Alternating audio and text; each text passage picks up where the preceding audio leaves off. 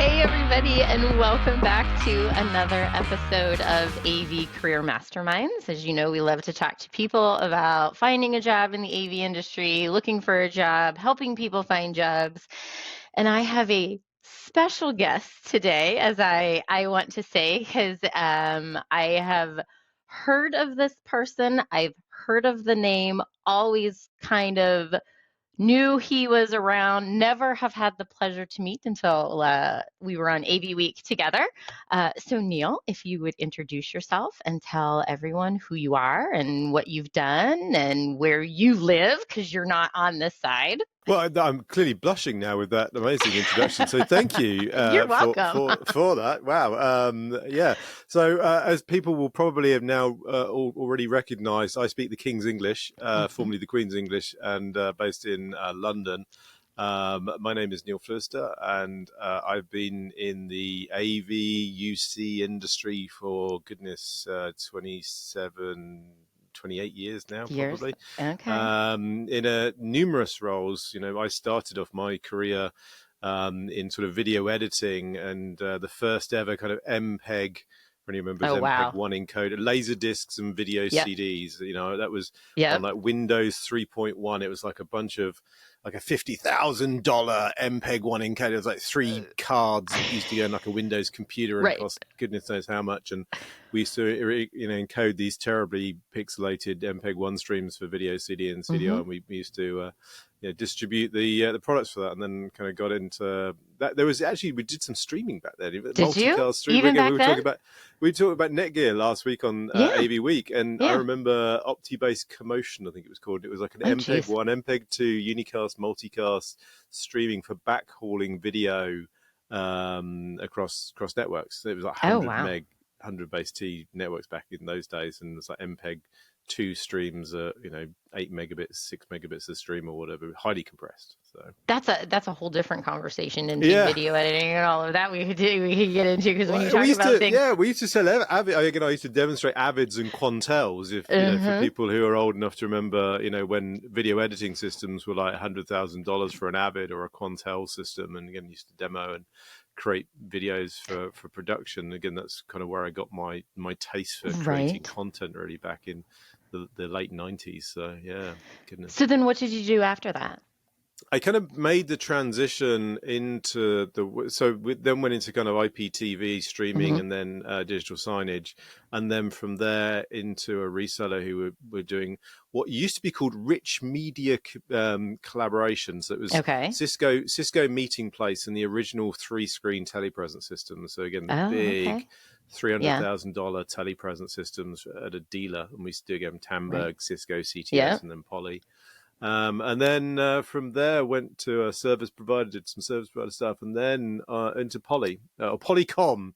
It's funny when you talk. It was then. Yeah, it's funny. Polycom and the Picturetel, sort of story has gone through numerous iterations, and of course it then went to Plantronics, bought them, and then it became Poly, and then it's now HP. It's not even HP Poly. I think it's just HP. I think it's just I think it's just HP. So 10 years at Poly as a product manager, and then product director, launching products and that side of things. So that's where I really cut my teeth in the world of kind of UC. And again, back in the day, it was $300,000, $400,000, $500,000, telepresence systems, and now it's $500 video bars. The market's changed. Yes, the market has changed, because I remember when I got into the industry, it was also selling a Polycom, the full codec system, or a Tandberg system, and they were not inexpensive. When someone said, I want to be able to high value, we used to say, I think. High value. I don't even know if I used high value with customers. I think I said, oh, you don't have the budget? I'm so sorry, you can't do that. You've got such a breadth of different things in the industry, which I love to hear, because the AV audiovisual industry, I think, is not just audio and visual. It is all encompassing, and it can just be audio and it can just be visual. So over the last few years, where has your focus of working with a customer been? So is it because you before we jumped on, you made a comment of what your potential title could be. So I want to talk a little bit more about that. So that's what I want to see is that kind of what you were doing over the last couple of years? Yeah, I guess it's interesting. I get a lot of people kind of have kind of tagged me as the video guy Mm-hmm. on social media, and I guess that's probably doing a disservice to my talents because, again, that almost became a hobby. It was out of Mm-hmm. lockdown and COVID. Oh.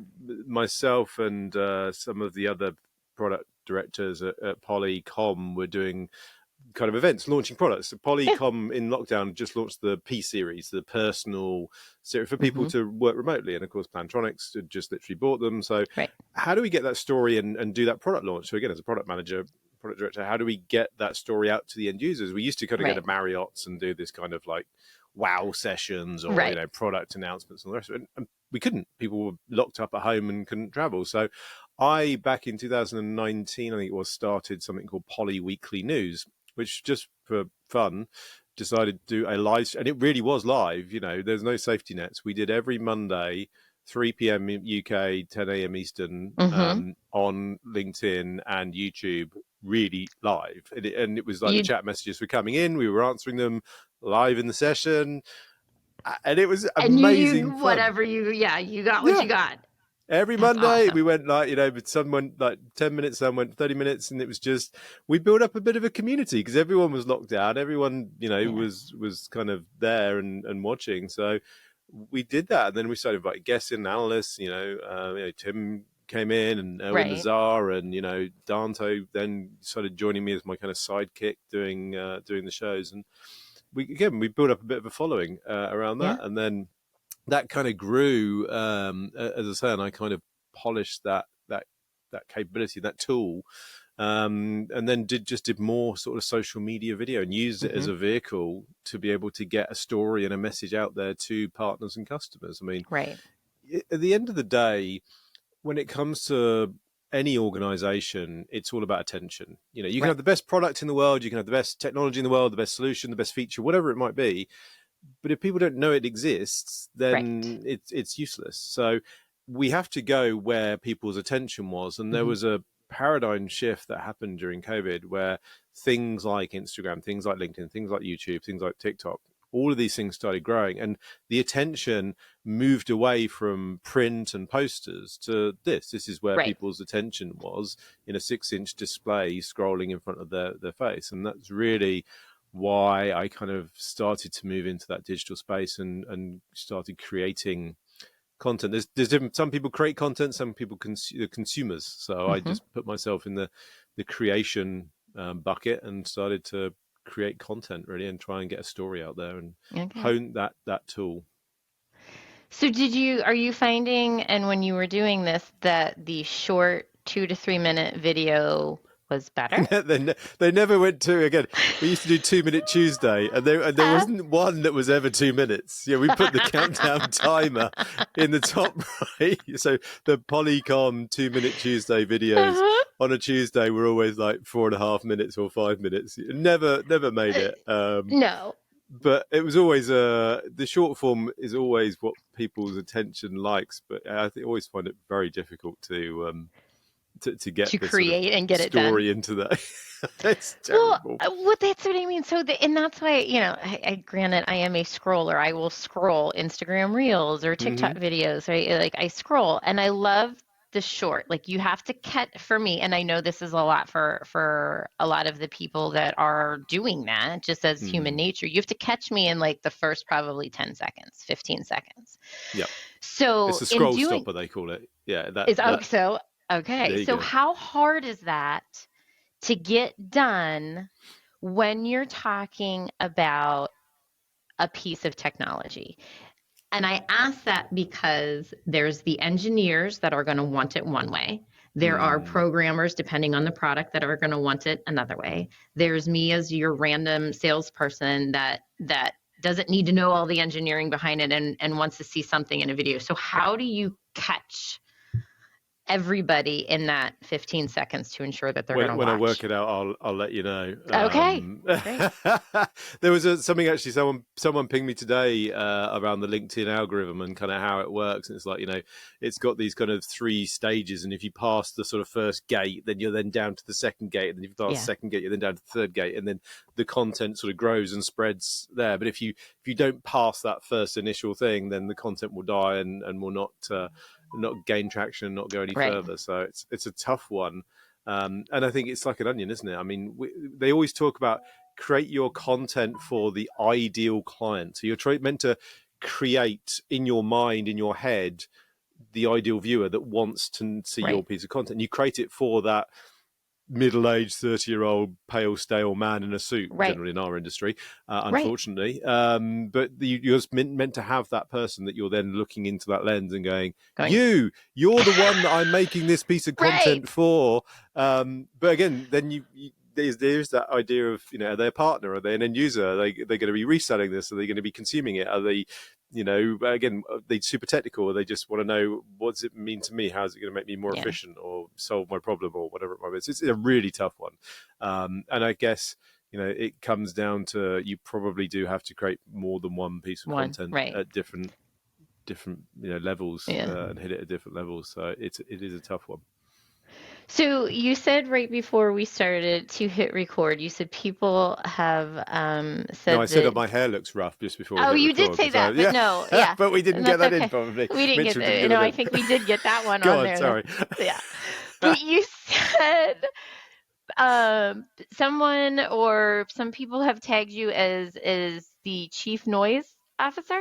Yeah, I love that. It was Richard Jonkers at Netgear, and we were talking about Netgear actually on AV Week. And Richard's an amazing, again, if you want a legend of the industry, he is one. But he wrote a beautiful LinkedIn recommendation for me when he heard that I was looking for a new role and a new opportunity. And he said, he put in the recommendation, if anyone is looking for a chief noise officer, then I have no problem recommending Neil for that position. And I just think that's an amazing, because you go onto job sites, talking about looking for jobs, you go onto job sites, you reach out to people and you say, hey, have you got anything going at so and so and so and so, because that's where you kind of want to work.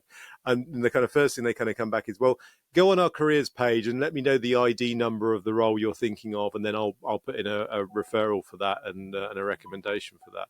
And that's a real challenge when you don't fit into a standard mold. When you're not that cookie cutter, whatever it might be. And again, I think, I've always rolled my sleeves up and got involved.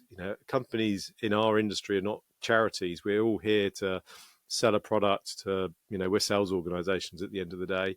And you have to roll your sleeves up and you have to be a bit of this and a bit of that and a bit of the other, and not go, well, that's not my job. I'm not doing that. That's someone else's job. So I've always find it very difficult when you kind of get confronted with that. We are looking for this role with these requirements, and you kind of think, well, yeah, I can do that, but I can also do that, and I can also do this. And I think that's what's a disservice of saying, just being the video guy, because again, my background and heritage is in product management and product marketing as well. So with that recommendation, and not being able to fit a mold and not being able to say, this is the checkbox of the job that I'm looking for, right? Because we've all experienced that. How are you utilizing your network to find that next position of utilizing your expertise of what you can do to benefit and help that next company? Because I'm sure, Neil, you're not looking for the career sites. Yeah, well, it's interesting actually. I was talking to someone else who's looking for a role at the moment, and the kind of hit rate on just blindly going onto LinkedIn and applying for the jobs that come up. You search for marketing director roles or product director roles or whatever, and you throw your CV in blind to these organizations, and every single one comes back with the kind of stock, whatever their HR system is, comes back with the stock kind of response going, thank you very much, but we found someone else. Right. You didn't make the grade, and that's quite kind of off-putting, because you kind of think, well, I was blooming amazing. Why didn't I make the grade? They don't give you any more feedback or information. So I think the way to use your network is to go, if there is a search capability on LinkedIn when you're looking for those roles, and there is an additional kind of filter you can put and say roles that I have a first level connection with. And that's super powerful, because those, then you can go in and go, hey, remember me? We had lunch 4 years ago, or you saw my presentation 4 years ago. Right. Can you put in a referral? And from what I've gathered, the kind of, I guess it's all AI these days, but the Yeah. AI HR systems, they, you can see on the stats, it says 2,000 people have applied for this role, and you're like, crikey, that's, I'm one of 2,000. That will get whittled down by a computer to a small number, which will then get a human being. And it sounds like if you know someone that can put in a referral in that company, then certainly that kind of defers that process, and you get to a human being. So that seems to like get you one step ahead of that kind of computer says no Right. scenario, where it doesn't see some keyword in your CV that you then haven't put in. So that's certainly getting more hits. I think the other thing is obviously to go and reach out to your contacts. I mean, the market is difficult, I think it's fair to say, at the Yeah. moment, with Yeah. macroeconomics, which we probably all know what that means. Yeah. I don't want to get political again. There's certainly a whole challenging stuff which is going on politically, and I think, again, as we mentioned, the world of UC and AV has become more commoditized. Again, we used to talk about editing systems being $100,000, video conferencing systems being Right. $300,000. Now they're kind of free with cornflakes. So companies and vendors are having to do a lot more to get that same amount of margin, that same amount of value out of their products. And at the moment, with what's going on with tariffs and all the rest of it, Yeah. without getting into that, it seems as if a lot of companies are kind of hunkering down with what they've got and trying to ride out the storm. So it is a challenging time when it comes to companies looking. And again, those kind of a lot of companies will stop outward facing stuff, which is kind of, in my mind, wrong. They'll Right. hunker down and try and save money to keep the lights on, but actually you should be speculating to accumulate. You should go out there and try and create noise, try and create a buzz, try and grow the market, rather Right. than trying to reduce and save money. And that's, again, what a lot of organizations are doing at the moment. And again, there's a lot of rifts going on, a lot of vendors, from what I gather, out there in the industry at the moment. So it is a challenging time. And you're probably getting some feedback and seeing different things because you are over in the UK, but it's the same things that are going on here in the States, right? Everybody's worried about the tariffs and everybody's trying to figure out what they're going to do, but making the noise, I think, is extremely important, because how else are people going to know what's going on and what's happening unless that company is making some type of noise on how they can either combat that or get around it or something?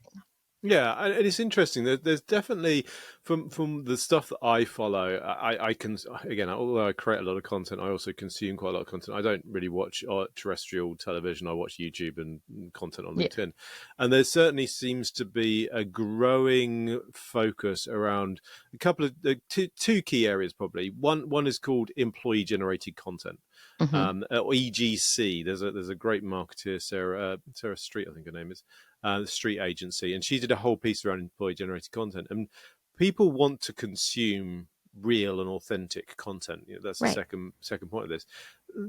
Previously, companies wanted a super polished marketing video, a corporate video. They would pay actors, they would pay production agencies, they would spend a fortune creating these beautifully color graded and corrected pieces of video Right. content, which they would put out for their new product launch. And the problem with that is it's not believable, it's not real. And I think we're all getting a little bit more savvy about the fact that we would prefer an authentic, real video from someone who isn't wearing a suit and who is not done the hair properly, Right. and real, because real beats fake.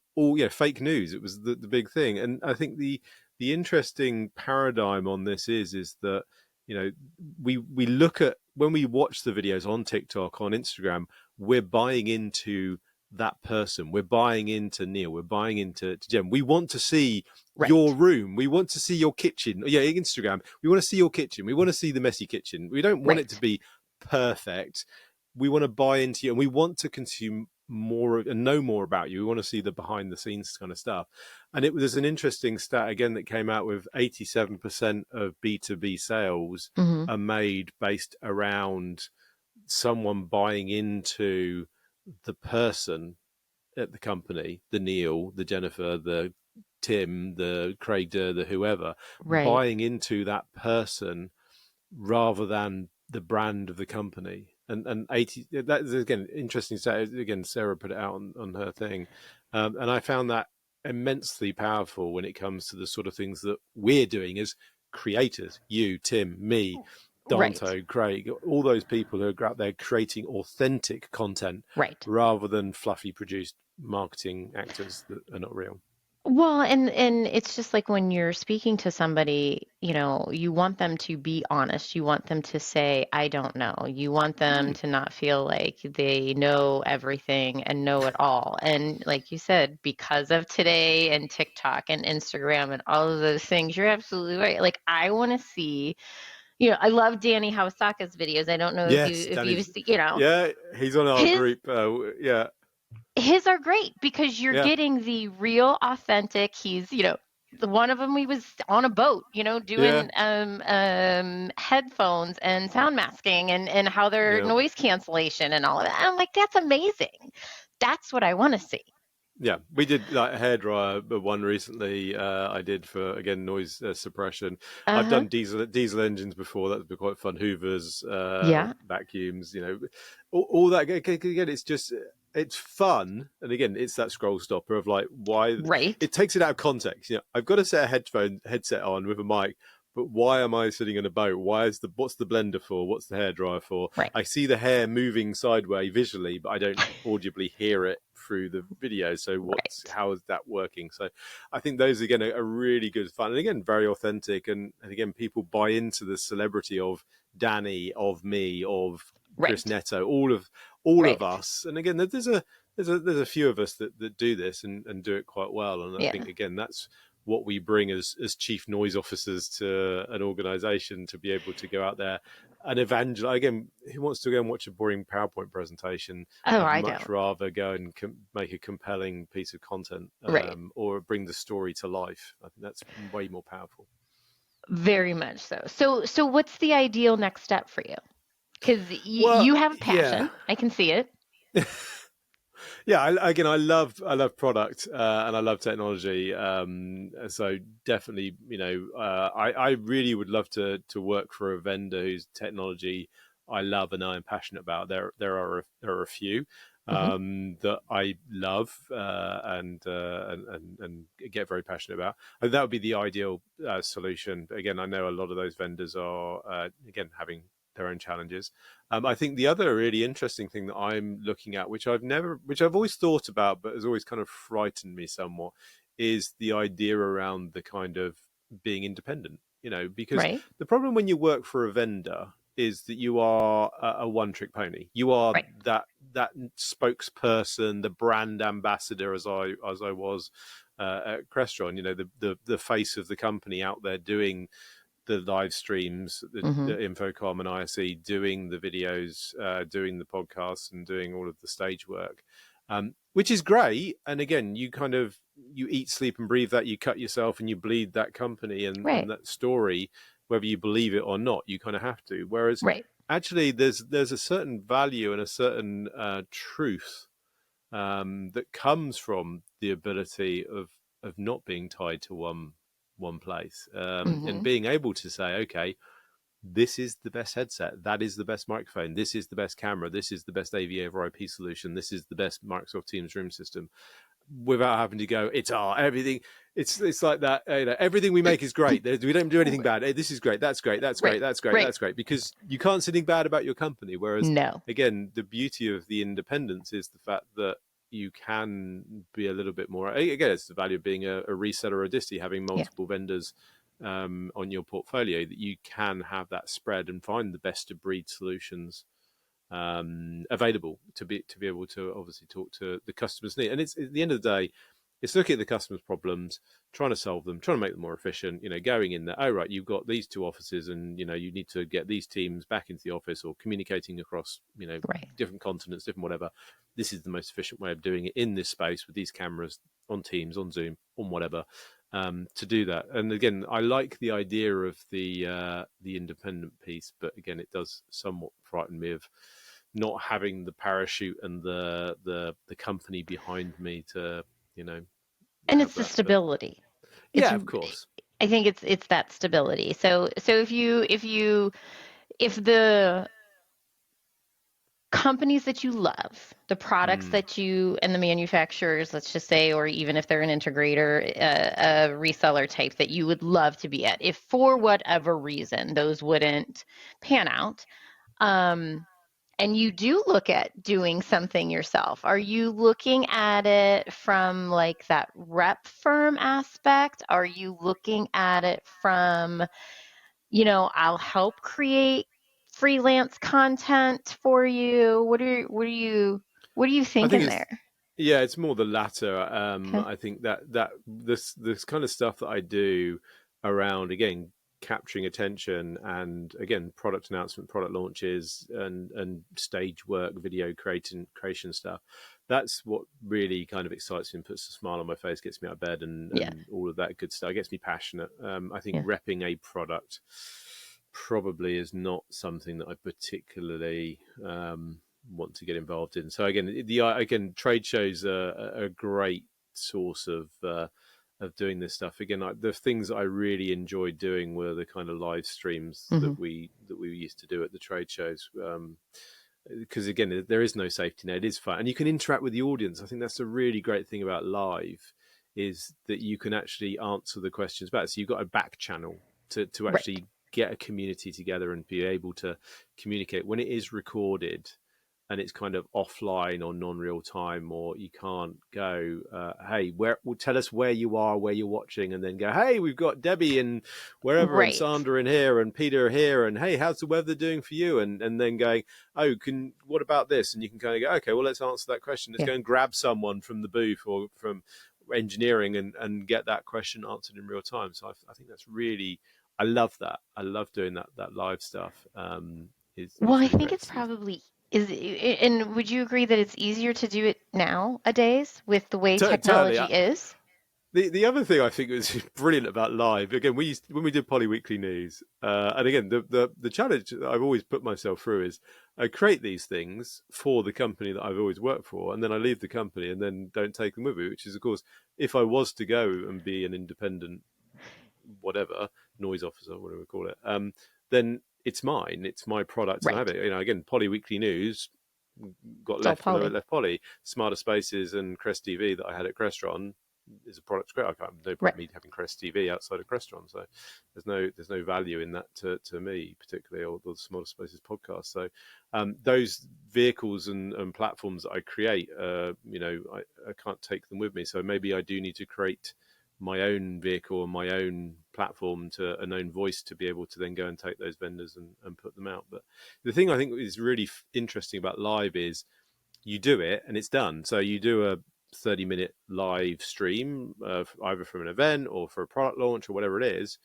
It's done. It lives. Yeah. You don't have to go and edit it and then post it and then check it. It's like we do it. You join a Riverside call or a Zoom call or a Right. Teams call or whatever. You record it and put some banners and captions and do a bit of live mixing and camera mixes and angles and all the rest of it. And then people watch it there, and then it's just available to watch afterwards, and you get on with your day job. And that's, I think, again, as someone who does the video, the video guy that does it as a bit of a hobby and a bit of a sideline and as a bit of a value add, Yeah. it allows you to then go back and be a product marketing director, or a director of product manager, and manage the team, and work about people's what else people are doing in the team, and support them as a leader or whatever in Right. that area as well. So I do love that, rather than the fact of them painstakingly taking something and editing it and then putting it out there and then being depressed that it only gets like however many views, and this is my best work that I've done. Why are only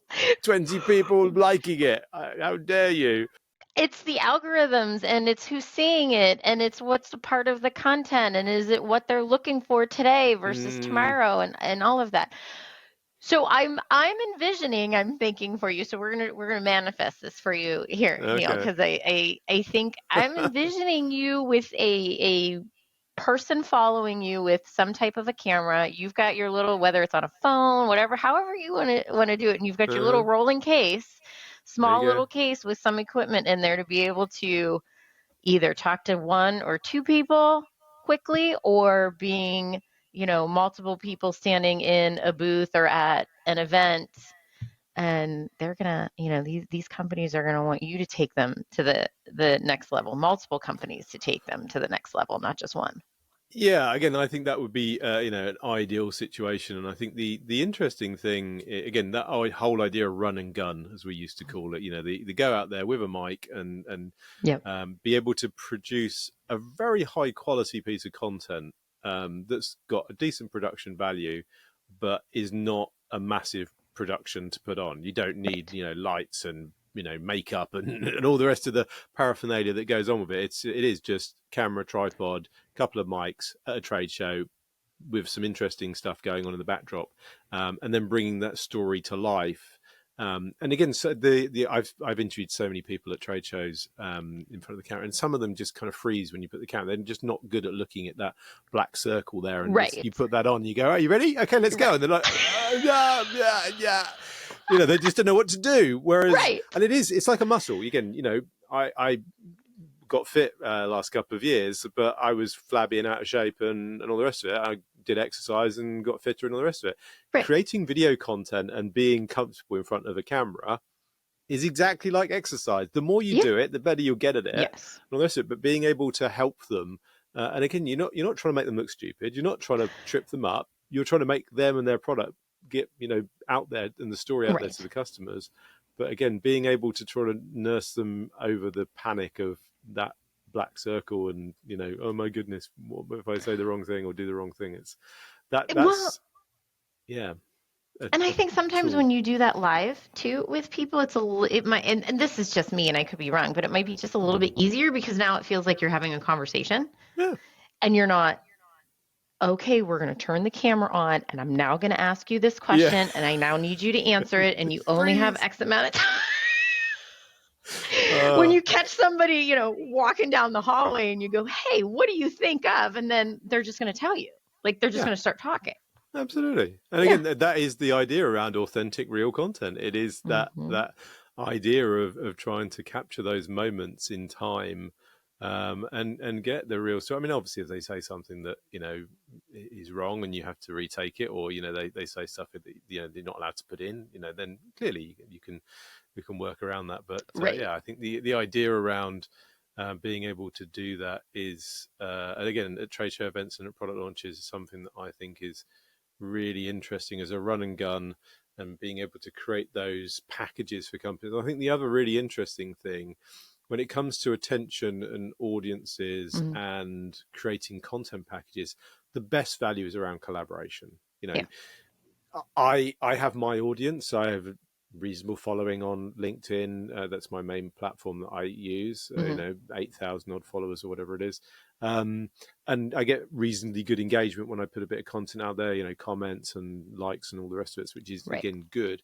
But the interesting thing is that if I just put a piece of content out every other week or every week or twice a week, whatever the cadence is, I'm just talking to my audience, and it's the Right. same people over and over again. When you collaborate, as we are now, Correct. your audience is seeing my ugly mug, and then we'll go and look at me and go, who is this Neil guy? Hmm. What does he do? What value is he? Can we hire him? Available for Yeah. hire. So He is they'll available. hopefully go and look at my profile and check me out. So I'm capturing your Hmm. audience's eyeball. So again, that whole thing around collaborative stuff, it's not just me going to a trade show for vendor A and creating a piece of video that I put out. Yes, there's value to them because they're getting my eyeballs, but I Right. want to do collaborative content because again, it gives me a wider audience that I'm Yes. not necessarily speaking to, and those adjacent markets where, again, I traditionally have talked in the kind of Microsoft Teams, UC, Yeah. video conferencing space, AV over IP. Right. But there are lots of adjacencies to that, displays, LED vendors, all of the tertiary things around the outside of the, as you said, the AV world that we're in, gets me a whole bunch of different eyeballs, or the vendor I'm representing if I'm creating something for that vendor. And a thing that I used to do all the time at Crestron was, okay, I said, I don't want to create Crestron videos, Right. because we're just getting Crestron's partners and customers' eyeballs who already know about Crestron. They go to Right. Crestron Masters, they see all that kind of stuff. What I want is to go to the partners. Quite the niche ones actually are really powerful, because they don't have a chief noise officer. They don't have a brand ambassador, an evangelist that can go and do this stuff with a camera and content comfortably. So to create them a content package that then they can post and they can deliver to their audience becomes hugely powerful to them, because they're getting this beautiful piece of content that they can push out. But you're gaining their viewers' attention, and that's what I think is powerful too. A large brand, and that's why partnerships and alliances are so powerful if you work them the right way. Because a lot of the time, it's just like, okay, we want to support you and work with you or whatever. We'll just put a stamp or your logo on our website. But I think that in the world of social media, in the world of content creation, the alliance partnership piece, Yes. which I was doing at Crestron, and the content creation piece around that is hugely powerful, because again, it gets you different eyeballs and different attention that you wouldn't normally get. And that is true. And that's the whole thing with manufacturers and integrators and resellers, in my opinion, is that collaboration needs to happen, right? So we're starting to see it happen a little bit more. It's definitely companies growing. Collaborating and making sure their products work together, but yet, like you said, there's no noise around the products working together. It's usually on that PowerPoint slide from the one company or the other company just saying, oh yeah, we've partnered and we work with, but there's no noise around it. Yeah, I think again that collaborative piece and the alliances piece is really powerful. And again, my role at Crestron was a director of alliances initially when I came on around Microsoft and Zoom, and then it grew from there. Working with the likes of Shure and Sennheiser and Jabra and the others. And again, for me, creating content with those other vendors, as I say, captures an audience that Crestron or whoever I'm working for doesn't necessarily have. And again, I think that's much better than a PowerPoint presentation going, hey, we've ponied up with so-and-so. Great, whoopee. Yes. Show me the 2-minute, 3-minute video. Yeah. 100%. Yeah. 100%. Well, Neil, this has been amazing. And I am, sad to hear that you are out there looking, but I'm excited to see where this next chapter of your career is going to go. Like I said, I for some reason, I just have this feeling that you might not be stuck with one company and in with one company for a while. I think you're going to have some people coming from multiple areas wanting you to make some noise for them. Give them a call. If you're watching, he's saying giving a call. And if you're listening, we're saying give a call. Yeah, give me a call. So speaking of giving a call, how can someone reach out to you if they want to bring you on, or someone has questions, or wherever? Where can we find you? As I mentioned, I think of all of the platforms out there, LinkedIn is definitely the one I've kind of put my hat on and I use the most, and I'm on there multiple times a day. I kind of live on there. We were chatting on there earlier today. We were chatting on there earlier. We were communicated. Yes. That's exactly how we communicated today. Was through LinkedIn chat. So that is absolutely where you can find me. I do dabble in the other platforms, but again, LinkedIn is where it's at. Again, you can find me, Neil Fluester. I'm sure we'll put a link or whatever in the show notes and the captions. And again, although I am based here in the UK, I've had traditionally global roles or EMEA roles. So again, I don't want to. I can speak Texan or whatever other language if required. As Michelle, I wind Michelle up at Michelle Lorette about her Texan. See, you can handle all of the different accents that are going on here in the US. So much fun with the King's English or Queen's English out there with people in the US. So again, they just love a bit of British accent coming in. We do. We definitely do. Bring that noise on. Thank you again, Neil, for being on. And like I said, I'm excited to see where your next journey goes. And wherever you're listening or watching, please make sure to check out all of the counterparts on AVNation Media, all of the other podcasts, and my wonderful other co-hosts. And again, we are all more than words on a resume. Thank you. The network for the AV industry. What are you listening to? This is AV. This is AVNation. This is AVNation.